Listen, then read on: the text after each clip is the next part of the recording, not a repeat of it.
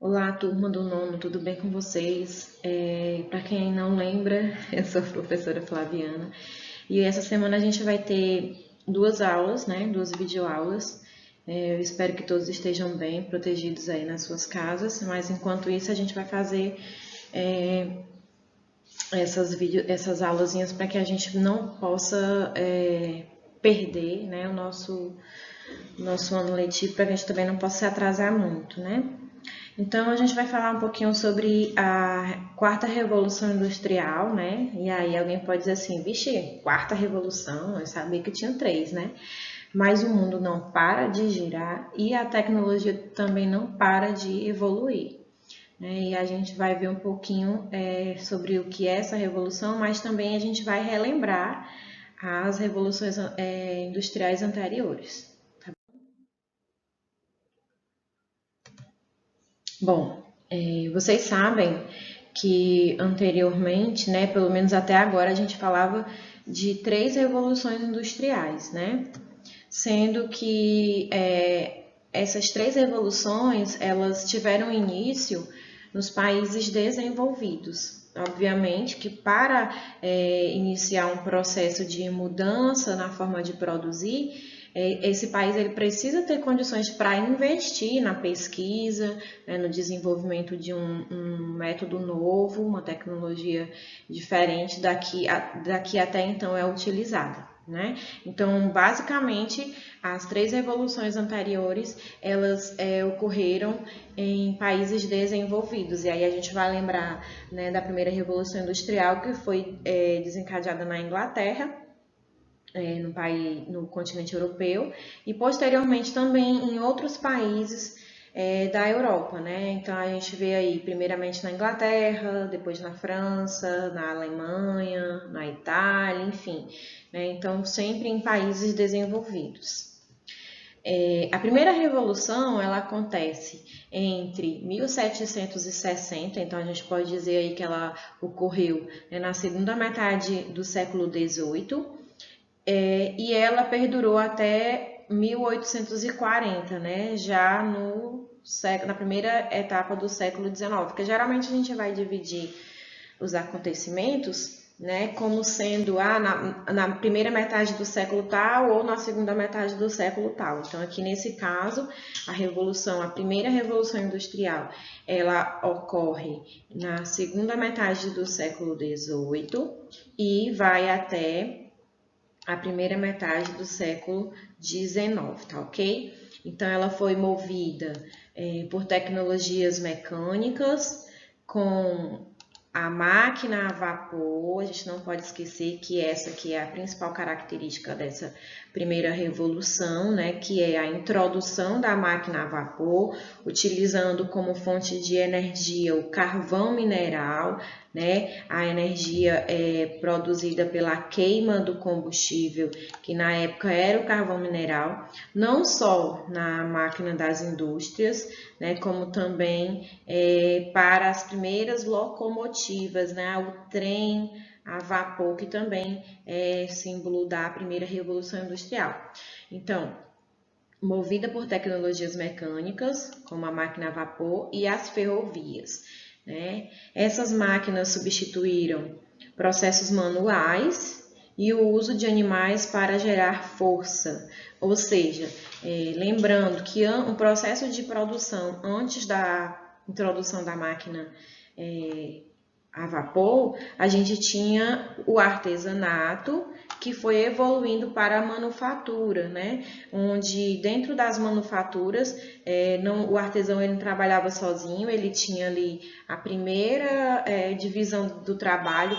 Para quem não lembra, o trabalho artesanal ele é caracterizado pelo uso de materiais simples, né, onde o artesão ele produz ele está presente em todo o processo produtivo, ou seja, Ele começa a produzir e ele vai até a conclusão daquela produção ali sozinho e geralmente com equipamentos simples, né, ferramentas simples. Depois esse artesanato ele vai evoluir para uma manufatura, onde eu já vou pegar esses artesãos, porque a procura pelos produtos aumenta, né? Ali por conta da concentração do maior número de pessoas ali vivendo dentro das áreas da cidade. Então, eu preciso de um local, um espaço maior, onde eu vou colocar ali vários artesãos trabalhando juntos para produzir de uma maneira mais rápida, né? Então, esse processo manual ele é substituído pela manufatura, que ainda é um processo mecânico, né? Aliás, onde se utiliza equipamentos simples e as máquinas de até então elas eram movidas ou pela tração animal ou pela força mesmo bruta, a força humana, né? E ali há uma primeira divisão das etapas de produção, ou seja, os artesãos eles acabam dividindo o processo entre eles para que a produção ela seja mais rápida e para que eles possam fabricar mais produtos em menos tempo. Né? E aí esse processo da manufatura ela acaba evoluindo porque os capitalistas de até então eles vão investir em novas pesquisas de como melhorar esse processo, né?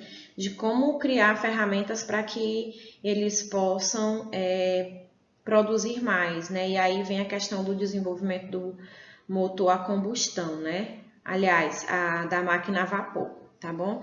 Então, os países começam a investir em pesquisa como um diferencial competitivo para a economia. Então, não para só na primeira revolução. E isso vai fazer com que as formas de produzir elas sejam melhoradas, né? Então, o capitalismo ele acaba sempre investindo em mais pesquisas, né? Então, a gente vê aqui uma imagem de um sistema fabril da época da primeira Revolução Industrial, tá bem? E a gente passa, então, para a segunda Revolução Industrial. Lembrando que a primeira, ela tem os dois símbolos principais, que é a máquina a vapor e o carvão como fonte de combustível, tanto nas máquinas das indústrias, como também nas locomotivas a vapor, que é uma revolução, né? Porque até então as locomoções elas demoravam bastante, as navegações, o combustível era mesmo o vento, né? As condições atmosféricas, e agora a gente vai ter aí uma modificação, porque se desenvolve um meio de transporte que se move com uma fonte de combustível alternativa, que na época era o carvão, né? A segunda revolução industrial, ela acontece entre o final do século XIX, né? Lembrando que a primeira vai até a primeira metade do século XIX. Então, ela acontece entre o final do século XIX e o início do século XX, né? Então, a gente tem aí os anos de 1900,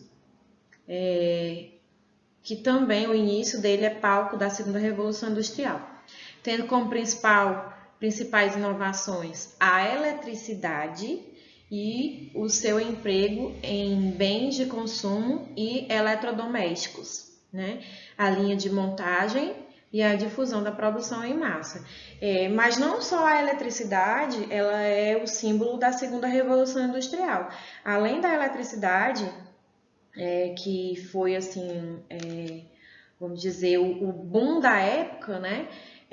O petróleo também, nesse período da segunda Revolução Industrial, ele começa a ser utilizado também como fonte de gerar energia, né? E é uma das principais características ou dos principais elementos que simbolizam aí a segunda Revolução Industrial. Foi a substituição do carvão mineral pelo petróleo, né? Pelo petróleo e pela eletricidade, tá bem? Então, além da questão do petróleo e da eletricidade, a gente tem também a questão da linha de montagem de carros, né? Do Henry Ford, que tornou-se o símbolo do período, ou seja, a fábrica da Ford, dos automóveis Ford, são um símbolo da segunda Revolução Industrial, né? que possibilitou a produção em larga escala de produtos de uma forma rápida e barata, porque quanto mais você produz, quanto maior a quantidade de mercadorias disposta no mercado, de certa forma menor é o preço que esse produto ele vai ter, porque se eu tenho uma grande quantidade, né, tem a questão aí da lei da oferta e da procura. Quanto maior a quantidade, menor vai ser o preço para que esses produtos eles possam ser consumidos mais rapidamente, né? E aí eu trouxe aqui uma imagem do Chaplin, né, nesse tradicional filme que é Tempos Modernos, que sempre representa essa revolução industrial, né, utilizado como símbolo da revolução industrial, né, e que ele mostra justamente essa maneira mecanizada que as pessoas, os operários, eles utilizavam dentro das fábricas, né.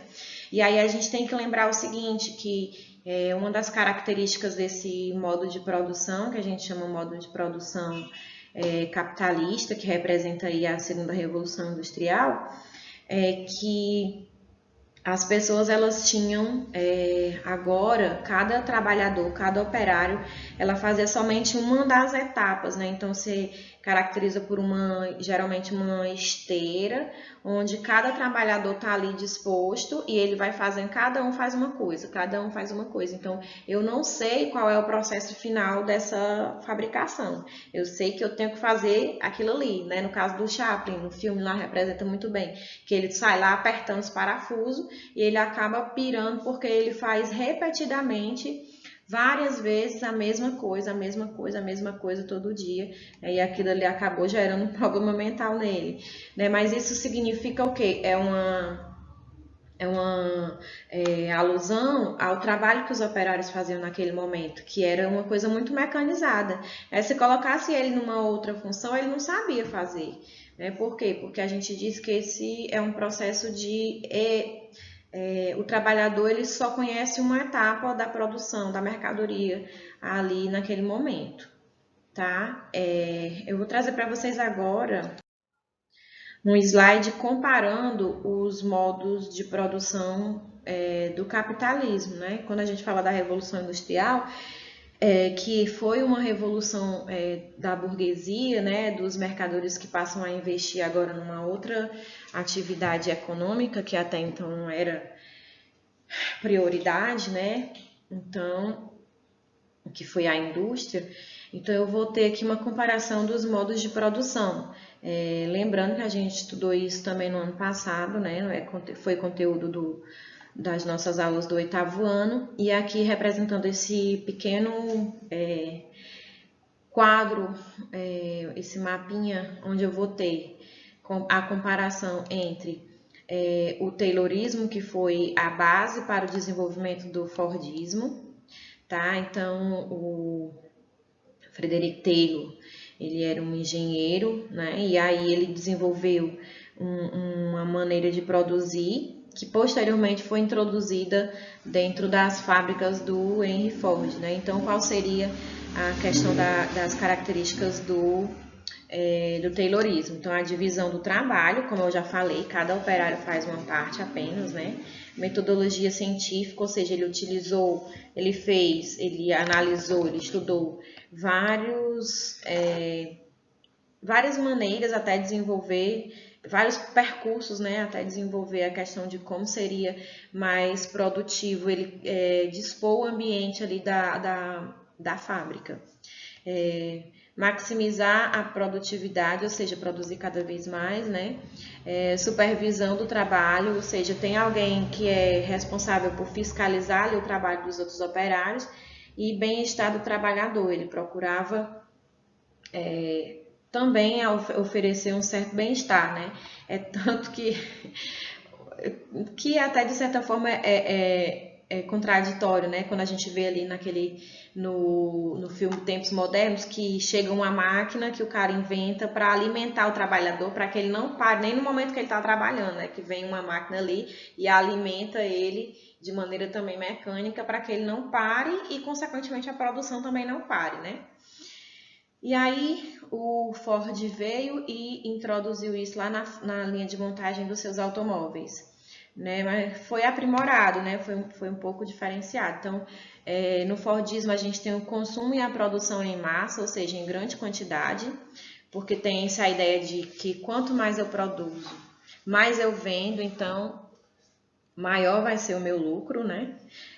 Trabalhadores especializados, ou seja, só faz uma etapa da produção, não conhece toda a maneira de fabricar aquele produto. A verticalização da produção, né? Complexas indústrias ou complexos industriais, ou seja, eu vou ter ali uma área da cidade específica para a instalação das indústrias e a concentração da atividade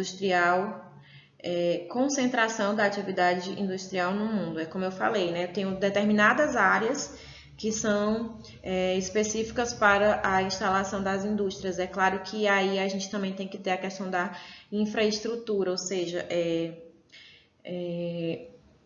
o ambiente ao redor ali da fábrica ele precisa permitir ali a circulação tanto da chegada da matéria-prima, e aí a gente vê a questão das vias de circulação com as ferrovias na época, né, que era a principal forma de chegada e de saída de mercadorias, combinadas com as estradas, e também para sair dessas mercadorias para que elas pudessem ser vendidas não só dentro do país, né, mas também para que elas pudessem ser levadas a outras áreas. Porém, as fábricas elas eram concentradas numa determinada área. Nessa época que a gente tinha concentração industrial nos Estados Unidos e na Europa, né? Muitos lugares do mundo não tinham ainda entrado nesse processo. E aí a gente tem um terceiro ponto que é o toyotismo, que atravessou o oceano, né? E o Eiji Toyota, que foi o desenvolvedor desse sistema, que a gente também chama de sistema flexível, né? Ele apresenta aí algumas características diferentes para a linha de montagem ou para as fábricas, que no caso seria o just in time, diferente lá do Fordismo, não vai ter a produção em massa, né? Esse just in time, ele faz o seguinte: nós vamos produzir à medida que haja a procura, para não gerar um estoque, para consequentemente não haver um prejuízo, né? Um desperdício tanto de material como também do produto, para que ele não fique guardado e estocado sem gerar renda, né? Sem gerar capital. O trabalhador qualificado, diferente do sistema capitalista, aliás, do Fordismo, onde o trabalhador ele era especializado, eu vou ter agora um trabalhador qualificado. Qual é essa diferença? Que o trabalhador qualificado, em qualquer função que ele precise atuar dentro da minha linha de montagem, ele vai saber fazer. Então, ele conhece todo o processo, inclusive ele pode desempenhar outras funções, né? O que, por exemplo, eu tenho um operário que hoje faltou por, sei lá, qualquer motivo, um motivo saúde, enfim. Eu vou ficar com aquela função dele ali parado, eu vou ter prejuízo? Não, por quê? Porque a outra pessoa que está dentro da minha fábrica vai poder assumir ali o lugar dele e suprir ali a minha necessidade daquele momento, certo?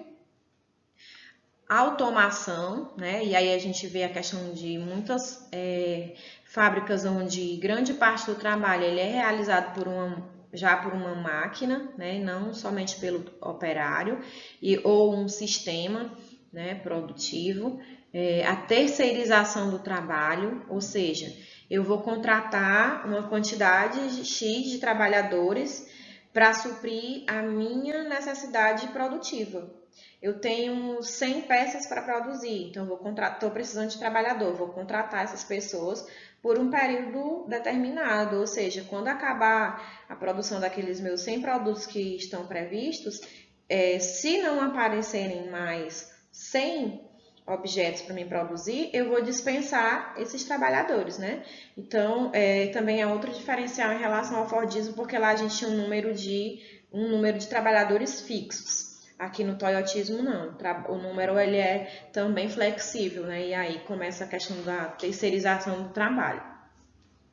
E a dispersão da atividade industrial no mundo. Então, nesse período aqui eu já tenho vários lugares, vários polos que eu posso produzir a minha mercadoria, que depois a gente viu que vai ser uma das características também da globalização, né? Juntamente com esse sistema de produção que a gente vê, o Fordismo, o Toyotismo, né, Taylorismo, a gente vai ter o desenvolvimento também do sistema capitalista, que é um modo de produção, né, é uma forma de administrar politicamente e economicamente os bens, né? Então, é um regime que é dividido também em três grandes fases: o capitalismo de acordo com as revoluções ou de acordo com a atividade econômica que mais gera lucro, que mais gera capital ao longo do tempo, ele também vai adquirindo características diferentes de cada fase. Então, eu vou ter o capitalismo dividido em capitalismo mercantil, ou seja, quando a principal atividade econômica daquele período era a comercialização, né, era a venda de mercadorias. E aí a gente vê nessa época aí também das grandes navegações, o capitalismo ele era baseado, né, nessa atividade econômica. Quando há a Revolução Industrial, eu tenho o capitalismo industrial, né, com o desenvolvimento das instalações das fábricas e da produção mecânica das mercadorias, que de certa forma também não deixa de ser uma venda de produtos, só que agora eu vou fabricar o produto de uma maneira mais rápida e em maior quantidade e, consequentemente, eu vou investir cada vez mais em pesquisas para desenvolver essa minha atividade produtiva, né? E aí vem a terceira fase, que é o capitalismo financeiro, que é também uma das características da terceira revolução industrial, que a gente vai ver em seguida, né? E aqui tem um símbolo para o capitalismo, que eu achei bastante interessante, que é como se ele estivesse fazendo um suco de laranja com o planeta, né? Ou seja, o capitalismo ele suga, ele espreme o máximo possível dos recursos da natureza, né? Da mão de obra humana, né? Para retirar dali o sumo, o que tem de melhor, o seu lucro, e muitas vezes a gente não se preocupa de que maneira, o que isso pode trazer como consequência, né? Para nós e para o nosso planeta. Então, cada etapa recebe o nome da atividade econômica mais importante do momento, né? O comércio, a indústria e as transações financeiras. Na segunda fase da Revolução Industrial, a gente vai ver que muitas das fábricas, muitos dos industriais, eles acabam criando também instituições financeiras, ou seja, os bancos, né? Os primeiros bancos para poder financiar e facilitar também o investimento nas fábricas, nas pesquisas. E aí a gente vê a terceira revolução, que se iniciou na década de 1960, ou seja, na segunda metade do século XX, né? E o advento da informática, o advento da informática, ou seja, como eu falei, a indústria sempre está investindo, o capital industrial está sempre investindo em novas pesquisas, inclusive muitas vezes esses capitalistas eles acabam investindo também dentro das universidades para que esses universitários eles desenvolvam novas técnicas que melhore o processo, né? Que facilite, que sempre traga uma inovação. Então, a era da informática e da tecnologia, da informação, ou seja, a gente agora também vai ter uma facilidade maior em relação à comunicação, né? A própria forma que nós estamos tendo agora a nossa aula, por exemplo, a nossa videoaula, tem a ver com essa revolução tecnológica da informação, né? O desenvolvimento da internet, que foi um boom na década de 90, né? Já no final do século XX, ela possibilitou várias novas maneiras de comunicação, né? Então, eu aqui na minha casa e vocês aí na casa de vocês agora nesse momento, e a gente está podendo, essa informação ela está saindo daqui e está chegando até vocês através de uma inovação tecnológica que é característica da terceira revolução industrial, né? E as plataformas digitais, que é justamente isso, a informação disposta aqui numa rede de computadores e que eu posso acessar a qualquer momento, desde que eu tenha os meios para isso, né? E isso é muito interessante, faz parte desse processo. Então, a gente tem aqui, a gente saiu aqui da fábrica, né? E aí a gente produziu, pesquisou, desenvolveu cada vez mais maneiras de melhorar essa tecnologia, né? E até chegar ao que nós temos hoje. Essa aqui, praticamente, a gente pode dizer que sou eu trabalhando aqui de frente para o computador para trazer esse conteúdo para vocês, né? Então, isso é justamente uma característica da terceira revolução industrial, tá, gente? E aí a gente tem um pequeno resumo representado aqui, um esqueminha, né? Com a primeira revolução industrial, ou a revolução 1.0, que era caracterizada pela mecanização, energia a vapor, energia hidráulica. Revolução 2.0, produção em massa, linha de montagem e a eletricidade. Lembrando que o combustível, o petróleo também ele entra aqui nessa revolução 2.0, como fonte de combustível além da eletricidade.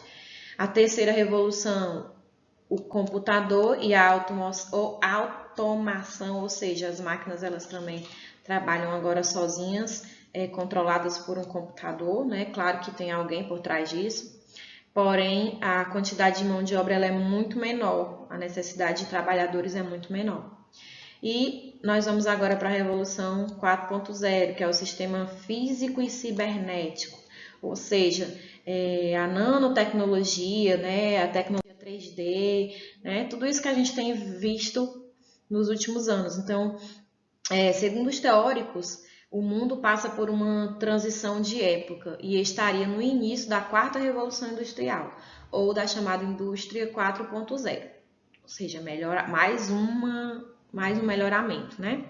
O desenvolvimento e a incorporação de inovações tecnológicas vão mudar radicalmente o mundo como conhecemos e moldar a indústria nos próximos anos. Então, quando a gente vê, por exemplo, um artista falecido fazer um show através de um holograma, gente, isso é a Revolução 4.0, é o desenvolvimento tecnológico a todo vapor, né? Então, a gente tem aí o homem de mãos dadas, né, com a robótica, por exemplo, né? Os robôs também podem desempenhar muitas funções e a gente vê.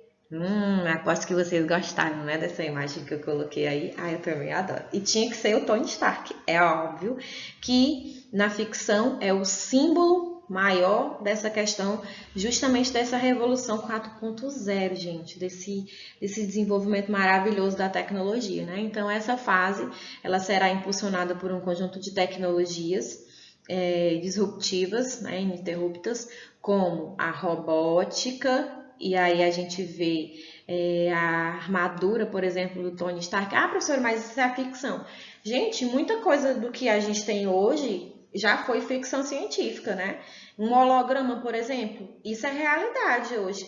É claro que não tem esse robô, essa armadura que foi criada aqui por esse personagem maravilhoso, fictício, não existe ainda controlada da maneira como ele controlava, mas quem sabe, né, daqui para frente, gente. Então, tecnologias disruptivas, como a robótica, a inteligência artificial, e aí a gente tem vários filmes que há muito tempo são feitos em relação a isso, a inteligência artificial, né, e ela está sendo praticamente colocada, começando a ser colocada em prática na realidade, deixando de ser ficção para ser realidade. A realidade aumentada, né, Big Data, análise de grandes volumes de informações e dados, que era super interessante quando, né, o Tony Stark ele abria lá o computador e as informações estavam todas assim na frente dele, ele conseguia interagir com essas informações, né, a realidade aumentada.